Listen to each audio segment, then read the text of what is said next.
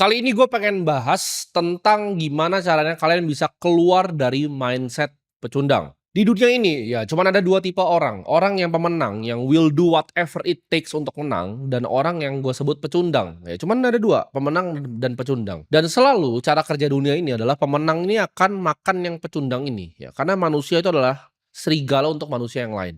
Antara lu mau jadi menang atau jadi pecundang. Kalau di lomba aja kan ada juara 1, juara 2, juara 3 dan sisanya yang kalah. Hidup pun juga sama, ada juara 1, juara 2 dan juara 3. Salah satu kata-kata favorit gua dari Socrates adalah know thyself. Artinya apa? Tahu diri lu sendiri. Lu pernah nggak duduk diam untuk mikir gitu? Lu bener-bener pikir kenapa sekarang lu percaya apa yang lu percayai? Kenapa lu percaya suatu propaganda yang tiba-tiba ditaruh di media, di TV terus lu percaya?